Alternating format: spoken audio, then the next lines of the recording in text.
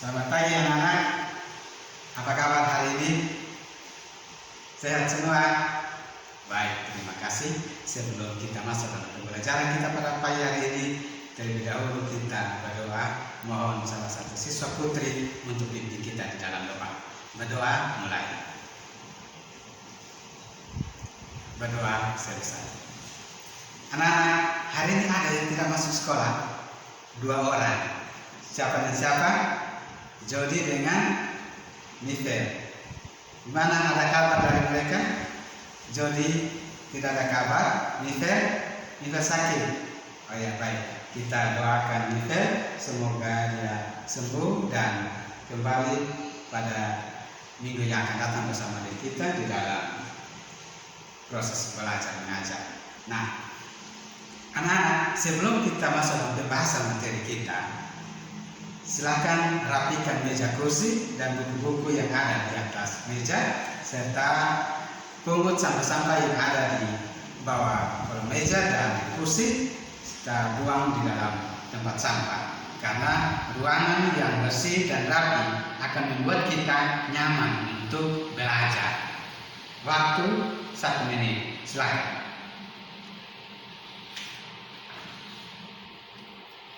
Baik anak-anak, tema kita hari ini yaitu mengasihi dan menghasilkan perubahan.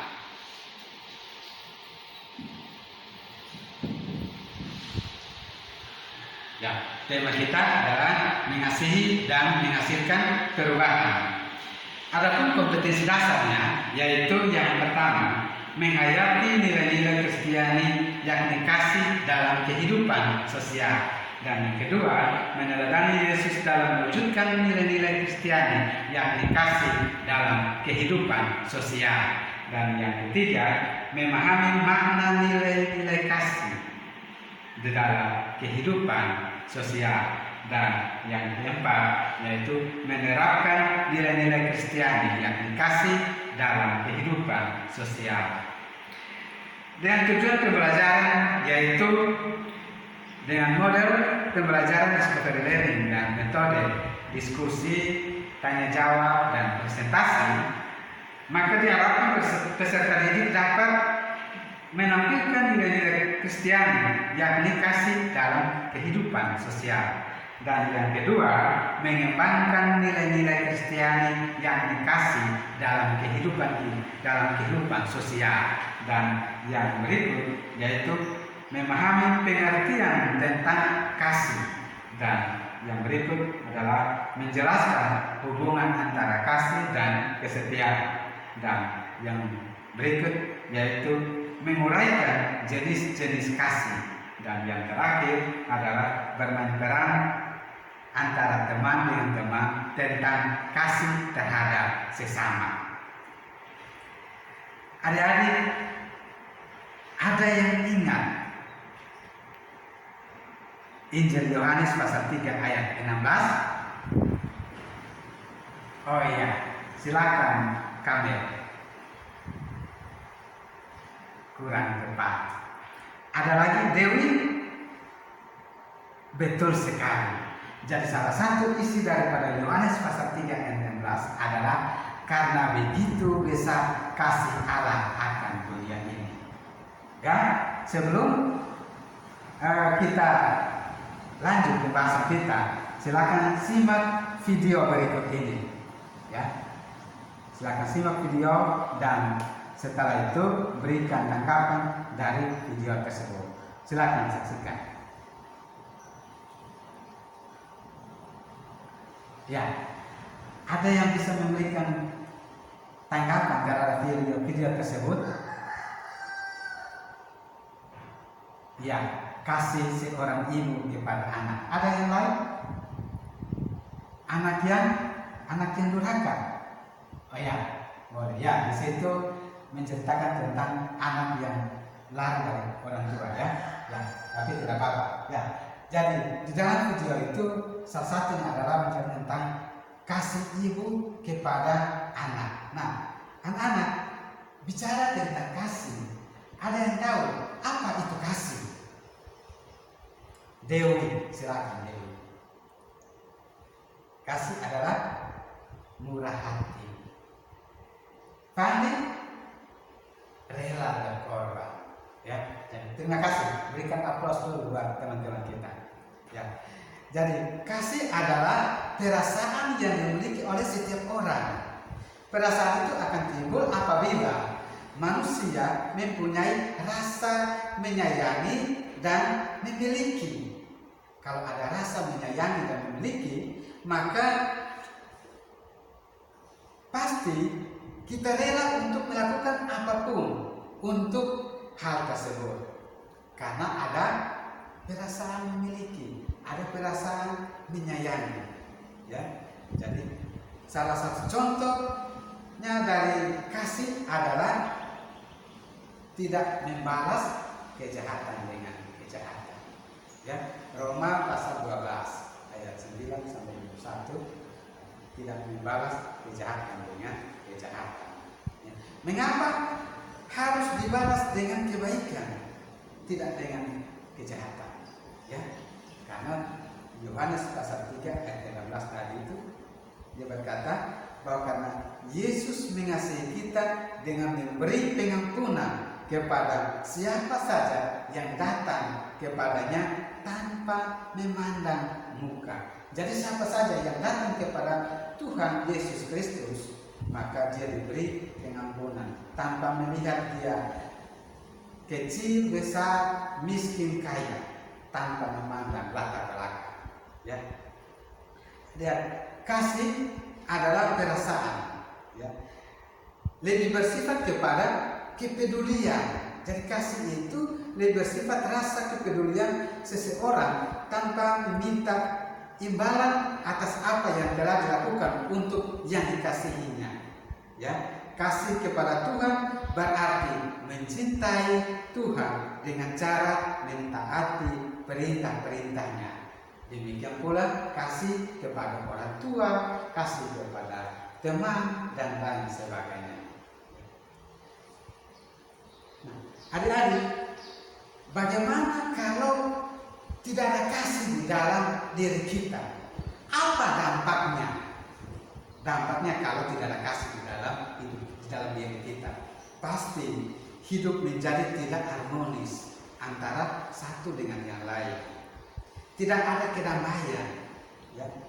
Kejahatan di dunia pasti akan merajalela. Karena apa? Tidak ada kasih di dalam diri seseorang. Ya. Bahkan hidup menjadi tidak nyaman. Kalau tidak ada kasih, pasti kita akan kemana-mana pun tidak rasa nyaman. Kenapa? Kemana-mana pasti ada musuh. Jadi kalau tidak ada kasih di dalam diri kita, maka pasti kejahatan selalu ada. Rasa ketakutan, kecemasan selalu ada di dalam diri kita. Nah, adik-adik,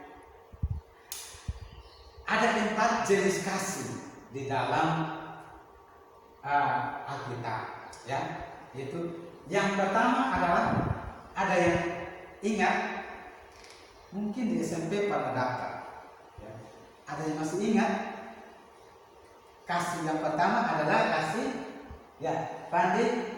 Kasih agape, ya, kasih agape, yaitu kasih antara Allah dengan manusia, kasih tanpa batas, tanpa syarat. Ya. Yang kedua adalah kasih, yang kedua adalah kasih apa? Kasih storge, yaitu kasih antara keluarga. Ya. Dan yang ketiga adalah kasih eros. Kasih eros maksudnya apa? Maksudnya kasih eros? Kasih eros yaitu kasih yang menginginkan. Jadi kalau aku berbuat baik kepada kamu karena kamu sudah berbuat baik kepada saya. Aku mengasihi kamu karena kamu mengasihi saya. Jadi ada timbal balik, menginginkan, ya. Yang keempat adalah kasih filial. Kasih filial. Apa itu kasih filial? Kasih filial yaitu kasih antara teman atau sahabat. Ya, kasih antara teman atau sahabat. Nah, kira-kira dari keempat kasih ini, mana yang disebut kasih Allah kepada kita? Ada yang tahu? Silakan Rinda. Kasih storge. Ada yang lain kurang tepat, ya? Mungkin Kamel kasih storge, ya? Kurang tepat. Storge kurang tepat. Ada lagi? Yuni kasih agape, tepat sekali, ya. Jadi kasih Allah kepada kita yaitu kasih storge, kasih agape, minta maaf, kasih agape, ya, kasih agape, kasih yang tanpa syarat, kasih yang tidak menuntut balasan, ya. Jadi kasih agape itu adalah kasih yang tidak menuntut balasan, kasih Bapa kepada kita, ya. Bagaimana caranya supaya kita melakukan kasih agape itu? Kasih yang tidak menuntut balas, tidak menuntut imbalan. Bagaimana caranya? Supaya kita bisa melakukan kasih seperti yang Allah berikan kepada kita tanpa menuntut balas, tanpa ada beban dalam hati kita, karena terkadang manusia mengasihi karena ada embel-embelnya. Dia bantu orang supaya apa? Ada maunya. Nah, bagaimana caranya supaya kita melakukan kasih yang seperti Bapa mengasihi kita? Kasih agape itu, ya. Bagaimana caranya? Mengasihi dengan tulus. Ada lagi, ya. Membangun hubungan dengan Tuhan, ya.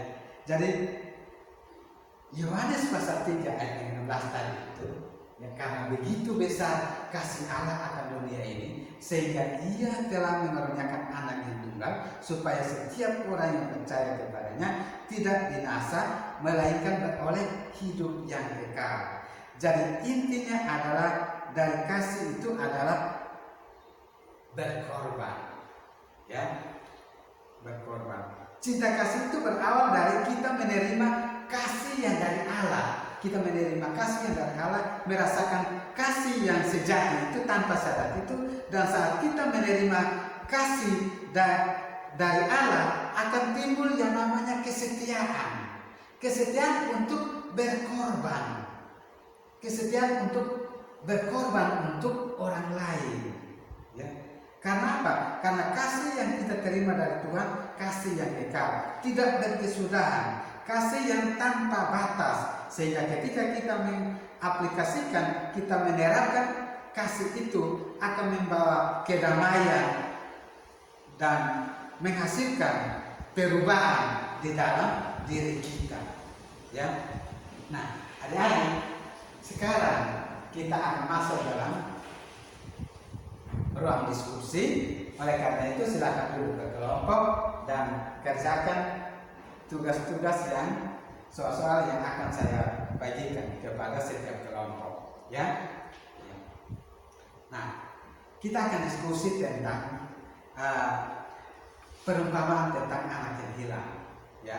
Di situ ada 3 tokoh. Di dalam cerita itu ada 3 tokoh. Di dalam teks yang sudah saya bagikan di kelompok masing-masing itu, ya, ada menceritakan tentang ada 3 tokoh di dalam situ, yaitu Bapa, anak yang bungsu, dan anak yang sulung. Nah, sekarang tugas kita adalah mengidentifikasi nilai-nilai apa saja yang ada di dalam ketiga tokoh tersebut untuk dapat kita kembangkan dalam diri kita, untuk kita lakukan di dalam kehidupan kita sehari-hari, baik di dalam keluarga, di gereja, di masyarakat, dan bahkan di sekolah. Nilai-nilai yang kita pelajari daripada 3 tokoh itu dapat kita lakukan di dalam kehidupan kita, baik di sekolah.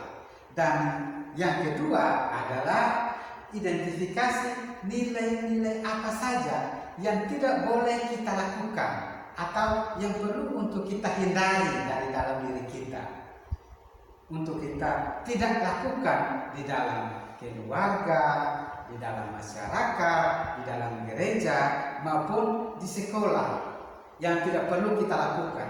Ya, dan silakan diskusi. Waktu 10 menit. Ya, baik. Terima kasih. Ya, jadi hal-hal yang perlu kita kembangkan dalam diri kita untuk kita lakukan dalam kehidupan sehari-hari, baik di dalam keluarga, di dalam masyarakat, dalam gereja, maupun di dalam sekolah kita, adalah yang pertama yang perlu kita kembangkan adalah sikap mengasihi.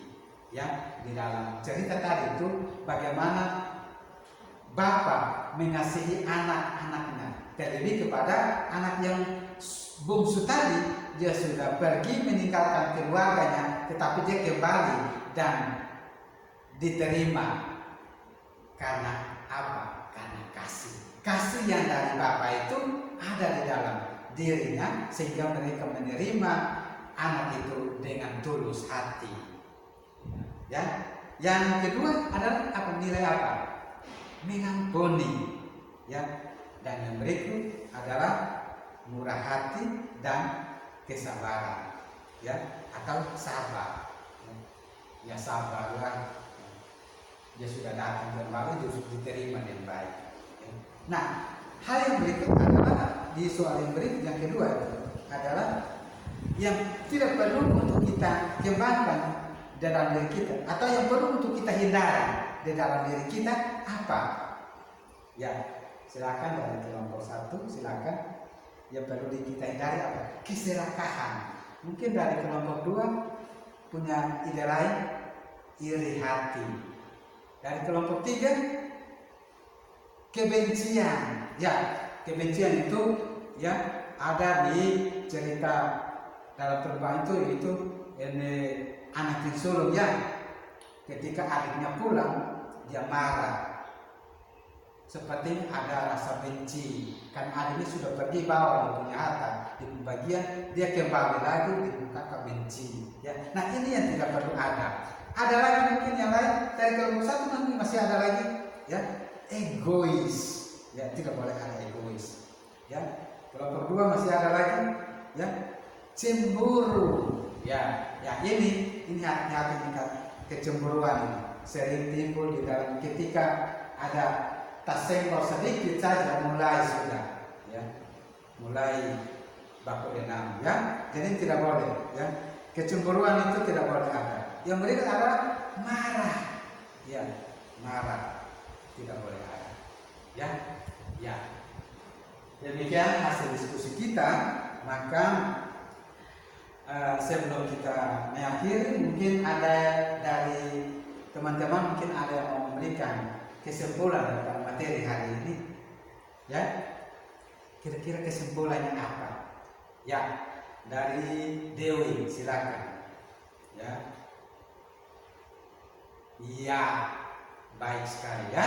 Jadi kalau kita mau mengasihi, maka kita pun harus rela untuk berkorban, sama seperti Tuhan Yesus berkorban buat kita. Ya, ya. Mungkin dari Yuni, silakan Yuni. Terima kasih, baik sekali ya. Kalau kita mau mengasihi, maka kita tidak boleh membenci orang. Tidak boleh dendam dengan orang. Tidak boleh apa? Iri hati. Ya, baik, terima kasih. Jadi Pak tambahkan sedikit saja dengan kesimpulan yang ada, yaitu mengasihi dan menghasilkan perubahan. Ya. Kalau kita mau mengasihi, maka kita tidak boleh kita harus rela untuk berkorban, sama seperti yang Tuhan Yesus lakukan buat kita. Jadi karena Tuhan Yesus sudah berkorban buat kita, maka kita juga harus berkorban buat orang lain. Karena apa? Karena kasih di dalam diri. Kasih yang sejati itu yang Tuhan berikan kepada kita. Ya, dan yang berikut adalah kalau kita mau mengasihi, maka tidak boleh ada kebencian, ada dendam, amarah, ada iri hati. Tidak boleh membalas kejahatan dengan kejahatan. Ya, Sama seperti yang dikatakan oleh Martin Luther King Jr. Dia berkata begini, kegelapan tidak dapat diusir dengan kegelapan. Hanya terang yang dapat melakukannya. Dan kebencian tidak dapat mengusir kebencian. Hanya cinta kasih yang dapat melakukannya. Sekian. Nah, sebelum kita akhiri, kita akan masuk dalam tes, yaitu silakan siapkan kertas, lembaran yang sudah Pak bagikan lembaran kerja itu, dan silakan kerjakan soal-soal yang ada di dalam lembaran tersebut. Dan kalau sudah selesai, maka silakan kumpulkan ke depan, nanti Pak akan berikan nilai. Ya, baik, terima kasih. Maka materi pembelajaran kita hari ini selesai. Tuhan Yesus memberkati. Salam.